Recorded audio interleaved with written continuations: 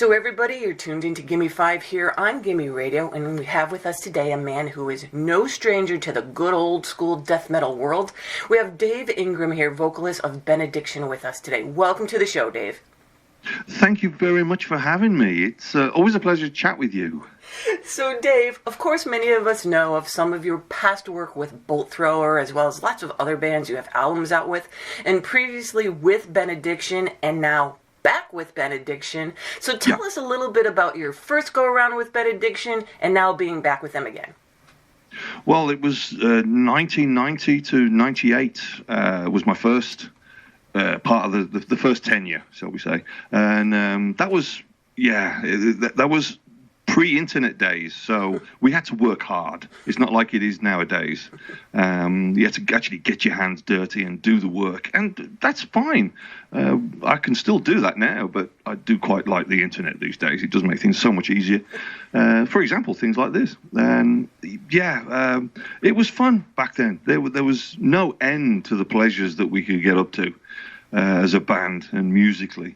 And then I moved to Denmark and sort of schedules with my work and then my new life here, and I left Benediction, and then now I'm back. What was that? 22 years later, they called me up and asked me to rejoin because their singer, the previous singer Dave Hunt, was working on his PhD, his doctorate, and he wanted to spend more time doing that. And they wanted to do a new album. He couldn't commit to it, so they asked me if I could, and I jumped at the chance. And well, here I am.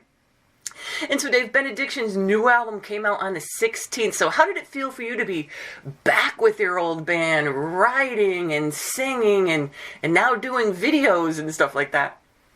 Well, I had so much enthusiasm, and the band had noted this. They've said this in other interviews. And, yeah, there was so much enthusiasm from me, and it was really exciting. And getting to work with them again, the magic was still there. The humor definitely was still there. And the way that they wrote, obviously things have changed because we're doing this across the internet now. Because I'm in Denmark, they're in England, and the drummer's in Italy. So things it's made easier via the internet, of course, as I just said. But it was such an exciting time to write this stuff, and songs were coming through. They were writing them and sending them to me, the demo versions.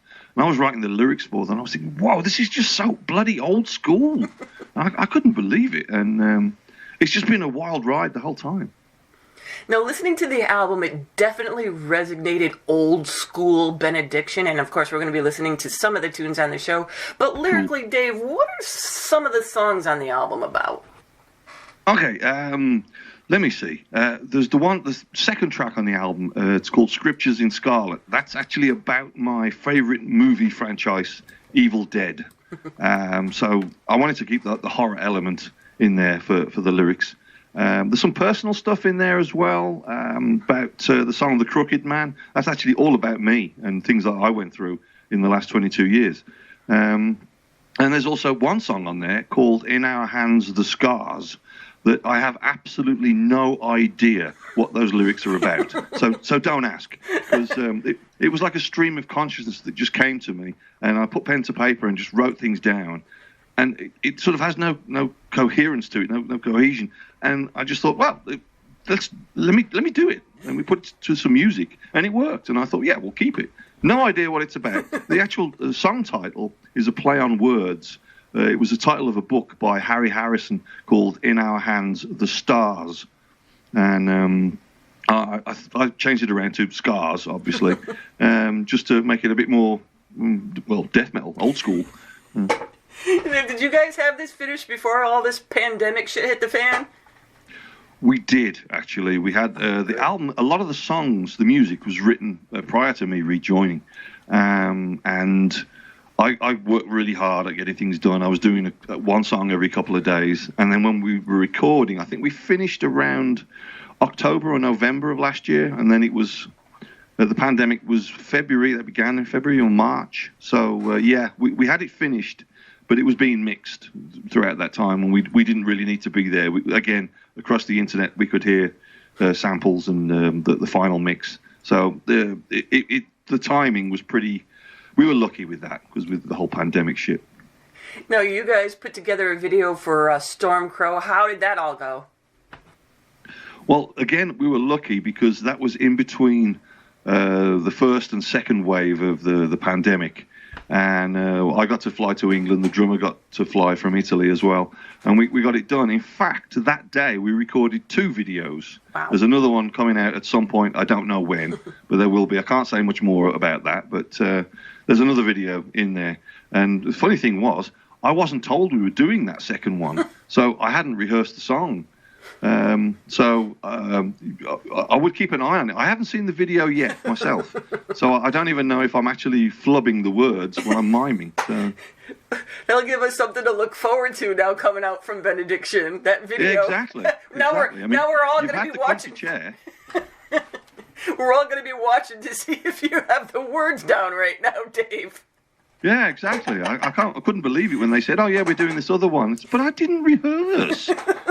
Surprise! I think by the time we were running through the very last take, I finally got all the lyrics correct. So what did you think when this album was all, mixed and mastered and packaged up and you got it into your little hands? Well, I actually haven't had a copy of it yet. I've only had digital, but I've been playing it non-stop. I really have. I've been very proud of how it turned out.